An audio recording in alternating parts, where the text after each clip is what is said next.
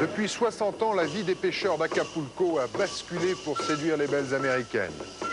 Les stars d'Hollywood ont fait leur réputation, mais pas leur fortune. Et le risque se mesure en centimètres. Les plongeurs de la mort, c'est vendredi 20h50 dans Thalassa, sur France 3.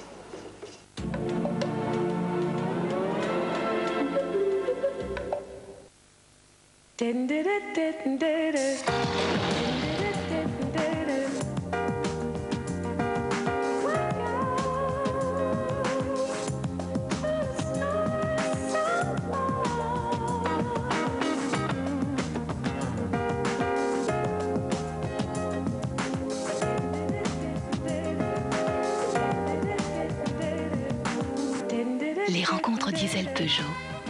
Vous ne vous attendez pas à ce qui vous attend.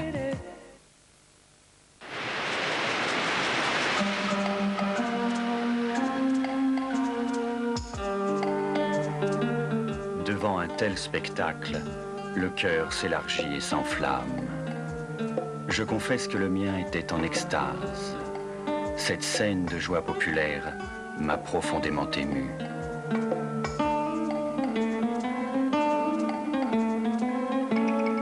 La Sicile, tourisme, culture et nature. L'information aujourd'hui, c'est savoir ou comprendre? L'information, c'est savoir et comprendre à tout moment de la journée. Europe 1, l'info en continu avec un flash toutes les demi-heures et les temps forts. 5-9 heures, Europe Matin, l'info qui réveille avec précision et clarté. Midi et demi, 1h30, le journal de la mi-journée, interactif. Europe 1 répond à toutes vos questions. 18h, 20h, découverte, les grands sujets qui font l'actualité. Enfin, 22h minuit, Europe Nuit, le dernier point de la journée. L'info, c'est sur Europe 1. Optronique. Avec le groupe Sagem, un monde nouveau se crée tous les jours. Communication. Décodeur. Câble. Réseau.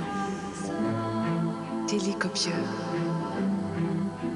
Électronique. Navigation.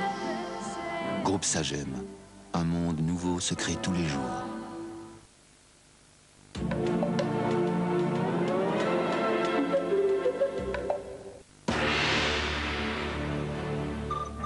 Sans la complicité de James Stewart, Dean Martin se balancerait au bout d'une corde. Attention, je tire. Hey! Vous pouvez rattraper et les abattre à vue. Prenez tout ce que vous pouvez emporter. Ah!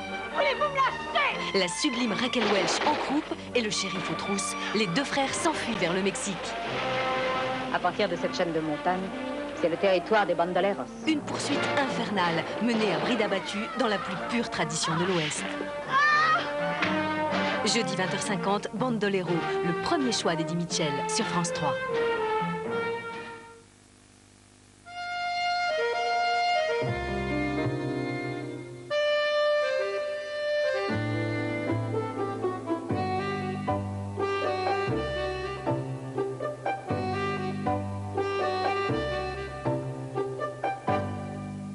Bonsoir, merci d'être à notre rendez-vous du mardi. Philippe Alexandre, Serge Juny. Bonsoir. Bonsoir. À la une, bien sûr, la première grosse entaille dans la sérénité et la méthode de M. Balladur, avec le dénouement constitutionnel et politique de l'affaire de l'enseignement privé et ce renversement de situation depuis la grande manifestation de dimanche, la plus importante qu'ait connue Paris en 10 ans. Après 7 mois d'agitation parlementaire et gouvernementale pour satisfaire les besoins du privé, priorité maintenant au public, priorité aussi à la concertation qui a donc commencé entre M. Bayrou et les syndicats dès cet après-midi. Philippe Alexandre, cette concertation, c'est quoi? C'est le grand chantier de l'école qui est à nouveau rouvert? Écoutez, je doute, j'ai des doutes là-dessus, parce que finalement, depuis quelques années, depuis une dizaine d'années, vous savez qu'on disait avant que les syndicats gouvernaient pratiquement l'éducation nationale, que les ministres successifs ne pouvaient jamais rien faire, parce que les syndicats leur imposaient leurs lois. Il y avait un syndicat qui était extrêmement fort, qui était la FEN, et que c'est la FEN qui gérait et qui je cite les ministres qui bloquaient tout à cause de son conservatisme, etc. Bon. Maintenant, il y a deux faits. Maintenant, d'abord, il y a deux faits. C'est pas mieux. C'est déjà, il y a deux faits, il y a des syndicats qui relèvent la tête et ça va compliquer la négociation. Deuxièmement, tout à l'heure, M. Bayrou disait, mais nous n'allons pas saupoudrer avec des milliards, nous allons simplement... une dénégation en français, hein, c'est ça? Nous allons simplement vraiment ouvrir le grand chantier, comme vous disiez, de l'éducation nationale, faire une réforme en profondeur. Alors très bien, mais les syndicats, eux, qu'est-ce qu'ils disent d'abord? Il faut davantage d'enseignants, il faut davantage de places, il faut, pour qu'on puisse faire bien notre travail dans les conditions, avoir des classes moins remplies, pouvoir avoir des classes de soutien, donc beaucoup d'argent. Donc ça va se traduire parfois par de l'argent, beaucoup d'argent, et évidemment, on retrouve le problème de départ. Alors, ce que je crois, c'est que finalement, tout le monde, personne n'avait vu venir le coup, si j'ose m'exprimer. Même pas les syndicats.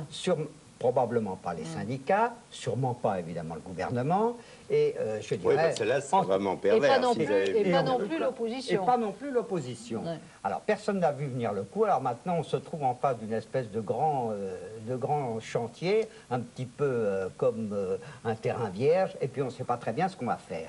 Mais ça fait quand même des années et des années que l'on dit en France que l'école va très mal, que les gosses, en entrant en sixième, ne savent pas lire, etc., que les programmes, que les classes disparaissent. Et le malaise des enseignants. Et que le malaise des enseignants. Alors, il faut voir le formidable film d'Hervé Chabalier sur la vie dans un lycée de banlieue. Oui, oui, qui est un film qui a beaucoup frappé les et qui va être projeté en salle. Mais je crois que c'est pour ça que les gens étaient dans la rue. Ça veut dire qu'on ne pourra pas régler ces problèmes, même les aborder. Nous arrivons dans une période extrêmement politique, avec les élections cette année cantonales et européennes, et puis la préparation de l'élection européenne. Vous pensez bien qu'on ne peut pas aborder un sujet aussi explosif que celui-là. Mais donc c'est quoi alors? Manœuvre dilatoire, tout ça va s'enliser gentiment Ça ne va pas s'enliser, on va avoir une espèce, on va avoir, à mon avis, des mouvements sociaux considérables, mais petits. Vous savez, on aura des journées d'arrêt, de grève. Dans l'enseignement, vous voulez dire? Dans l'enseignement. Mais pourquoi si les négociations ont dû... Mais parce que les négociations ne pourront pas aboutir. Comment voulez-vous... Oui, mais comme il n'y a pas de critères, il n'y a pas d'objectif précis. Enfin, les syndicats... il y en a un, c'est en l'occurrence une loi quinquennale, puisque c'est très oui, mais bon... Et qui, en général, n'engage que pour un an, puisque les 4 suivantes seront après la présidentielle. Oui. Donc, c'est envisageable. Tout ça va se traduire d'abord, pardon, je termine, tout ça va se traduire d'abord par des demandes de crédit. Non, ça ne s'appellera pas comme ça, on dira on veut davantage de postes, etc. Mais ça va se traduire par des demandes de crédit que le gouvernement ne pourra absolument pas satisfaire. Pourquoi? Parce que il y aura une espèce de surenchère entre les syndicats.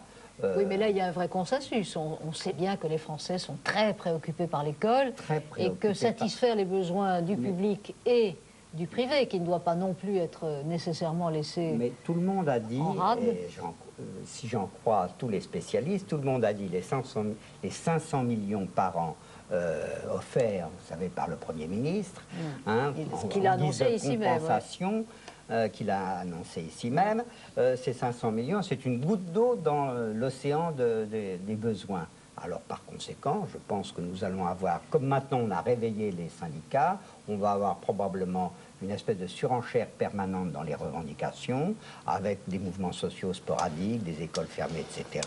Et on va traiter ça pendant toute l'année 95. Serge? Je ne crois pas. Enfin, on peut voir les choses aussi de manière, je crois, différente. De toute évidence, c'est une manifestation et donc un épisode politique qui va coûter cher au gouvernement, au sens peut-être en conséquence politique, mais cher au sens budgétaire, au sens où M. Sarkozy l'entend.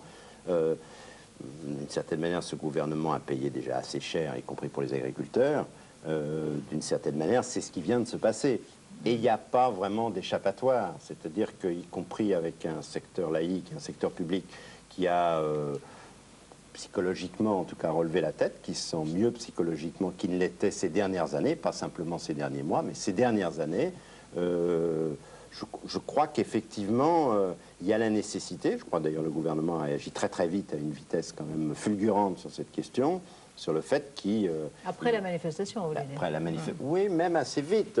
Je veux dire, sur le fait que ce qui était premier, c'était l'enseignement laïque. Je veux dire, même la question a été posée tellement Bayrou faisait des déclarations incroyables lundi matin, donc on lui demandait à la limite pourquoi il n'était pas à la manifestation. Il pouvait difficilement faire autrement. Je crois, qu'il y aura...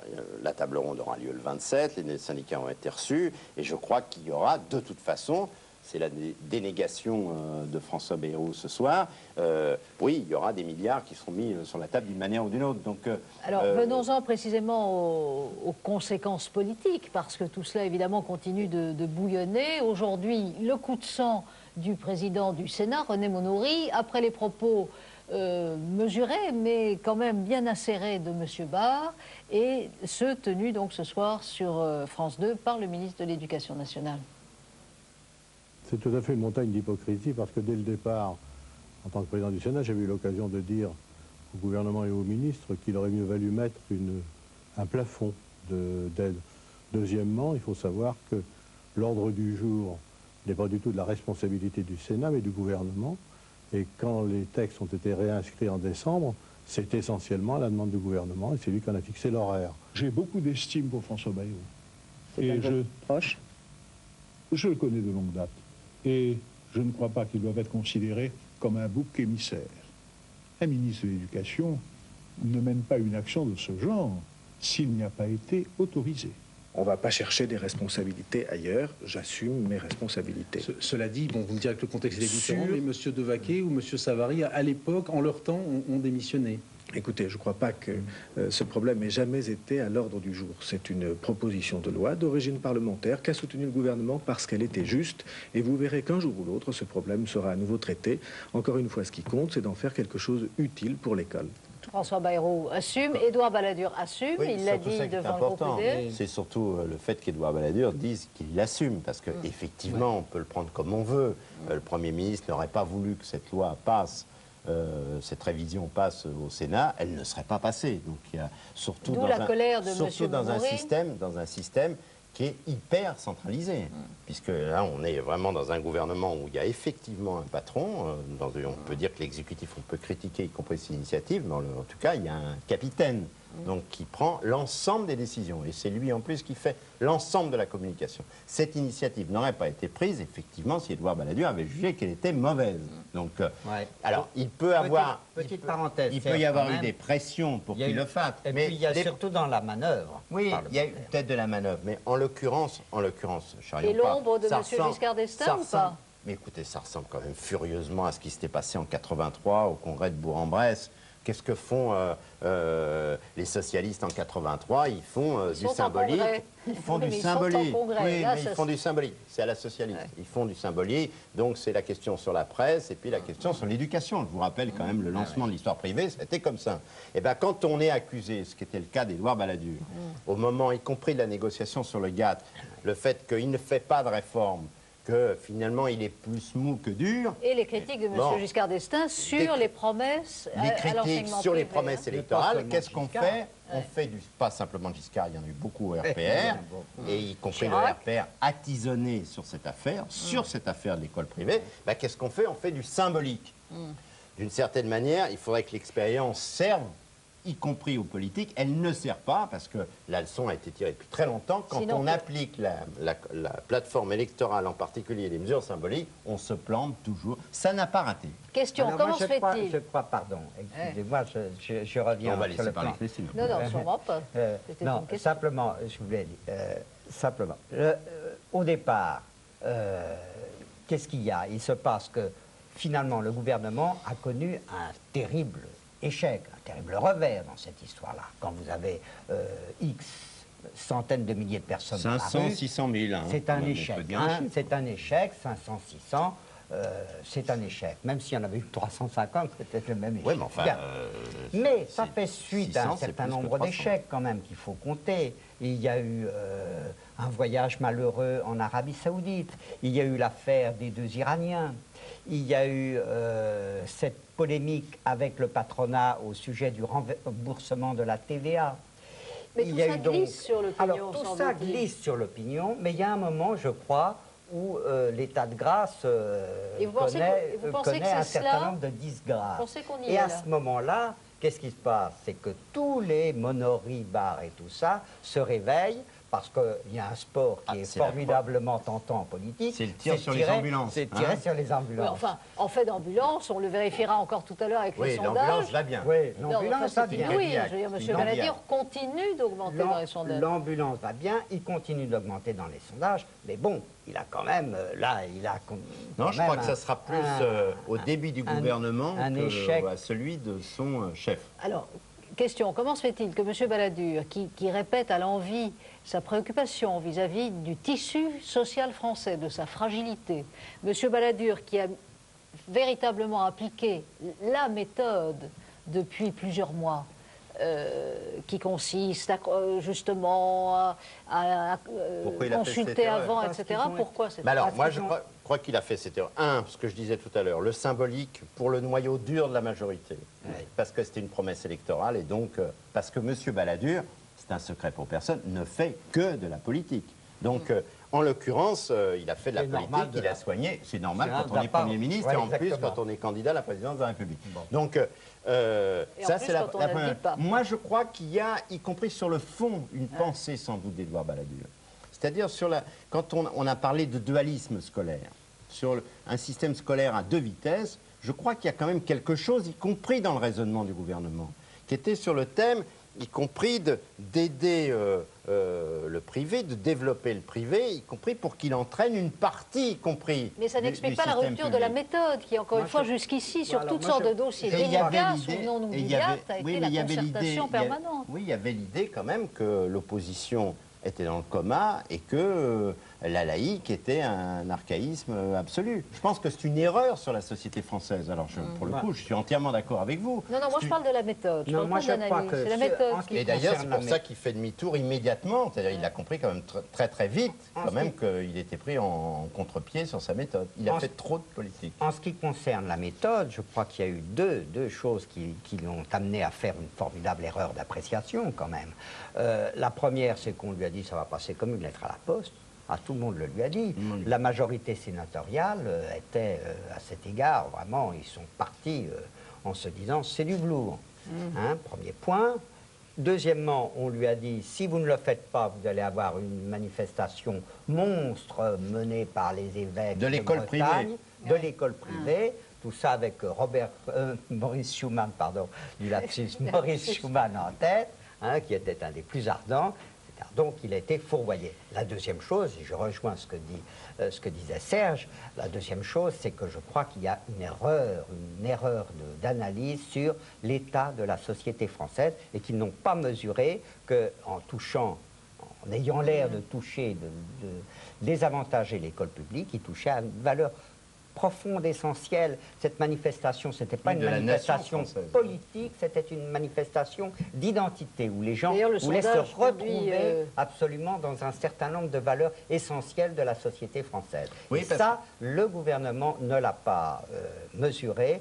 Peut-être, il faut dire, peut-être parce que le Premier ministre est entouré de jeunes gens très brillants, mais qui n'ont peut-être pas la pratique du terrain politique comme disent les méchants, il s'était quand même très bien débrouillé jusqu'ici. Oui, comme disent les méchantes langues, les centristes sont quand même des ministres à problème, quoi, finalement.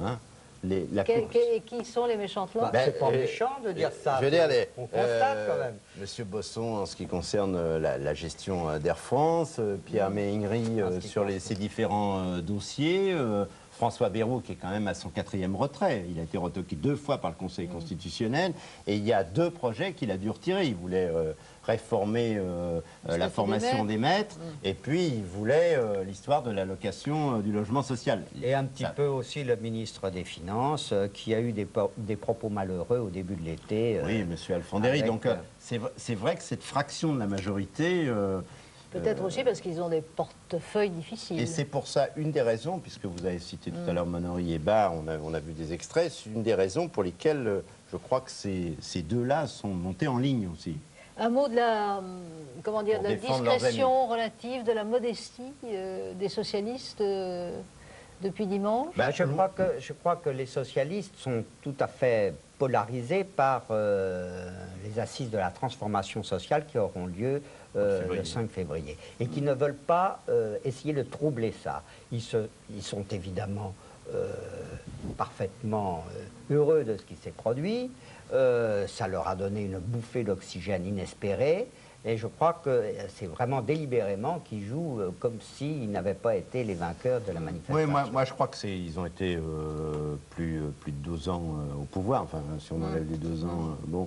Et je crois qu'ils redoutaient, ils ont été prudents à mon avis dans cette affaire, ils redoutaient tout ce qui pouvait passer pour une récupération, une instrumentalisation. Et le sondage que vous avez conduit pendant la manif, que vous avez publié ce matin, est très symptomatique à cet égard, hein, notamment sur les codes de popularité des différentes personnalités. Les socialistes, vous savez que dans chaque département, il y avait des délégations et qui étaient, il y avait au cœur les élus ou les représentants du Parti socialiste. Et ils étaient frappés en disant finalement, les gens qui ont manifesté, ce sont des gens que nous avions perdus.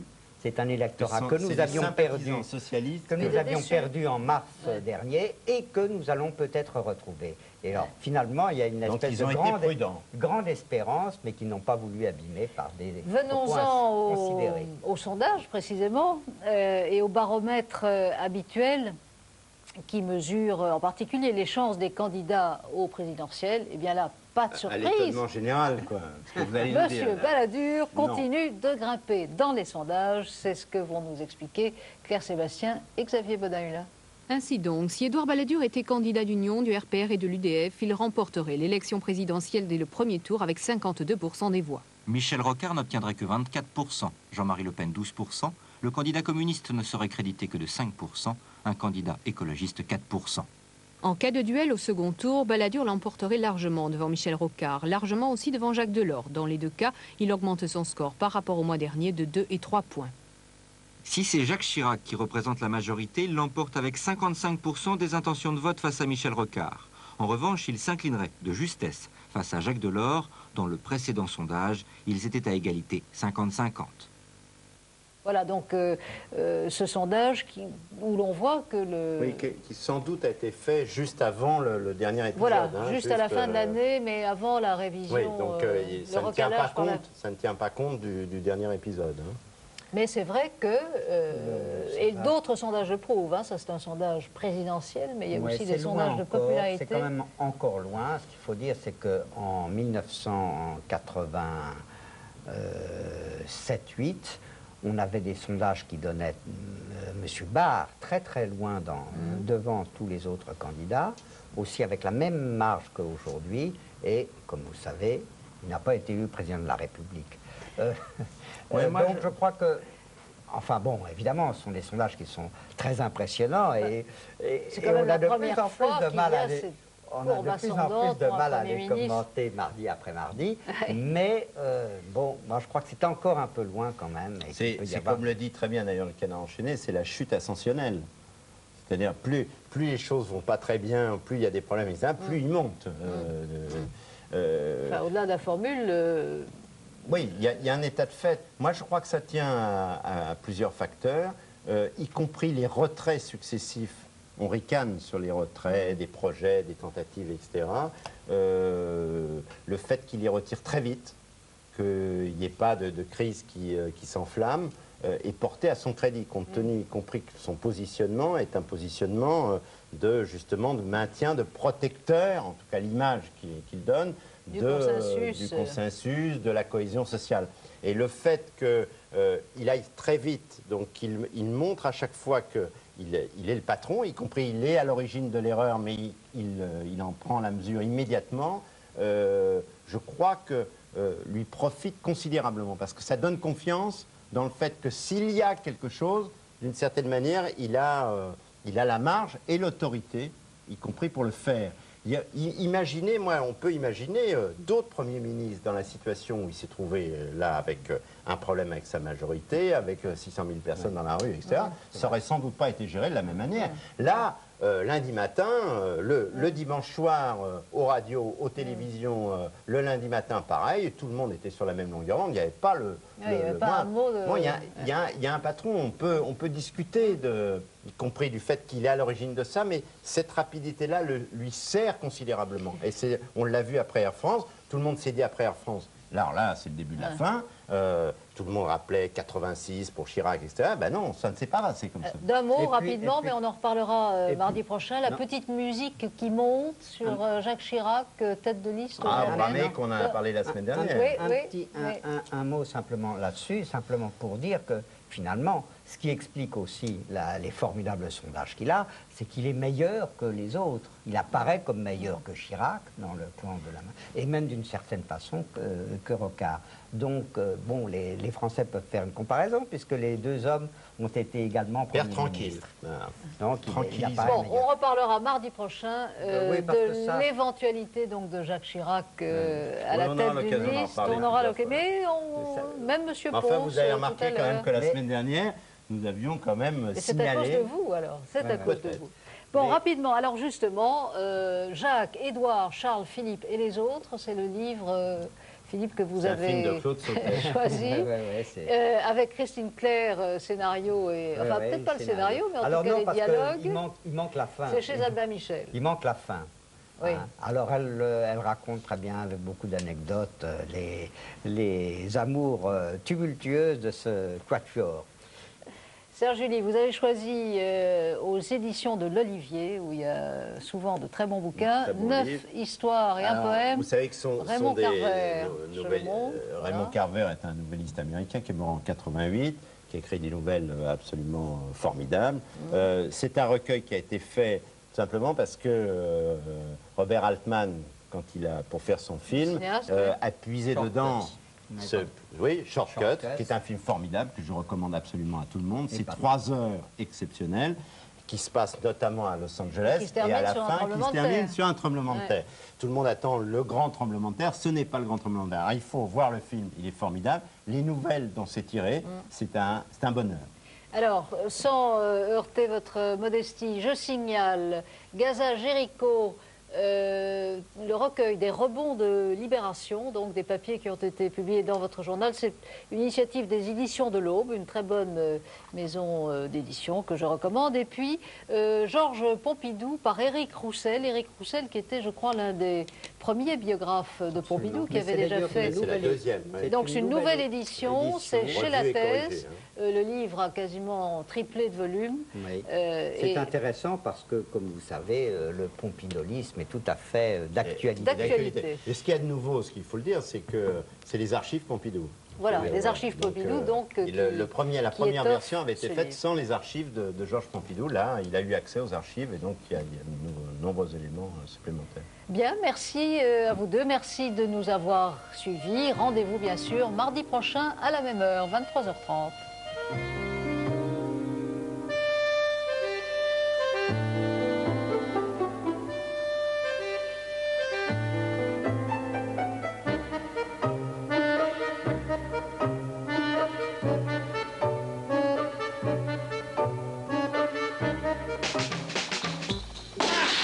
Entraînement, alimentation, musculation, préparation. Le sport, pour les auditeurs de France Info, commence bien avant le jour de la compétition. En suivant de très près les champions, ils vivent avec eux leurs défaites et leurs victoires. C'est sans doute pour ça qu'ils savourent si bien leur époque. France Info, pour gagner son temps.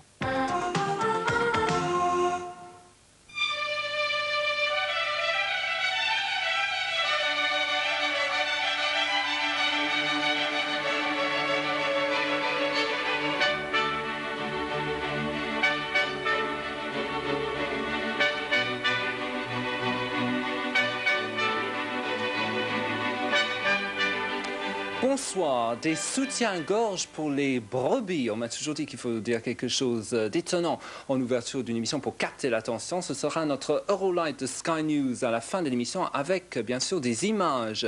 Sinon, dans l'actualité plus sérieuse ce soir, Sky News parle des nouvelles accusations contre Reagan et Bush aux États-Unis. Boris Becker nous parlera de son nouvel enfant. Dans la ZDF, la démocratie chrétienne n'existe plus. À partir d'aujourd'hui, en Italie, reportage, un homme a vu Dieu en Espagne, et en Russie, on essaie de comprendre pourquoi tout le monde démissionne chez eux.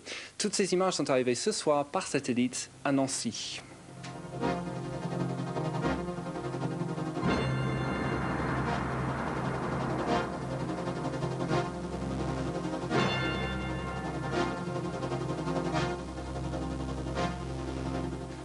Aware, conscient, le président Reagan et à l'époque son vice-président Bush étaient conscients du bien fondé des accusations qui ont été à la base de l'Iran Gate, c'est-à-dire que les Américains ont vendu des armes à l'Iran pour financer la lutte des Contras au Nicaragua. On s'en doutait, c'est vrai, aujourd'hui c'est officiel avec la publication de l'enquête de Lawrence Walsh. On ne va pas jusqu'à dire qu'ils ont tout organisé, mais leurs actions ont déblayé le terrain, les set the stage, je cite littéralement, préparer la scène pour les négociations menées à l'époque par le colonel Oliver North à l'insu du Congrès. De retour en Grande-Bretagne, funérailles aujourd'hui de la femme de l'ancien ministre du Transport, Lord Caithness. Elle s'est suicidée la semaine dernière, probablement à cause de la liaison de son mari avec une autre femme. Lui a quitté son poste la semaine dernière, torturé, racked, je cite, de culpabilité. Sky News, l'info en anglais. From the Sky Satellite Network, this is Sky News. Ronald Reagan not Gerard Tubbs, Sky News in the Yorkshire Dales.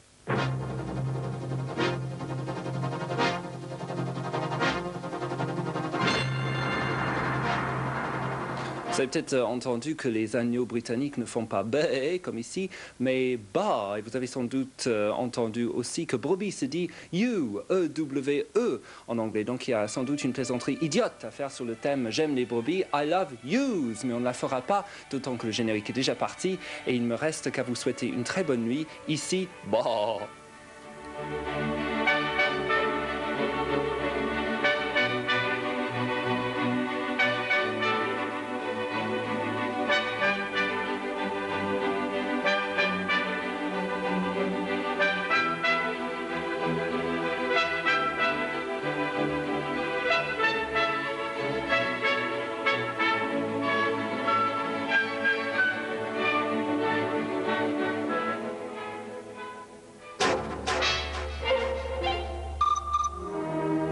La Russie enterre ses héros. Pieusement conservé, offert à l'adoration des foules dans son mausolée, Lénine rejoindra le commun des mortels le 21 janvier prochain. Vivez les derniers moments de la garde d'honneur et les ultimes soubresauts de la deuxième vie de Lénine. Le fantôme de la place rouge apparaît vendredi à 23h15 du côté de Zanzibar sur France 3. Amour, argent, réussite. Avez-vous toutes les cartes en main? Horoscope, tarot, astrologie. Connectez-vous avec vos étoiles sur 3615 France 3.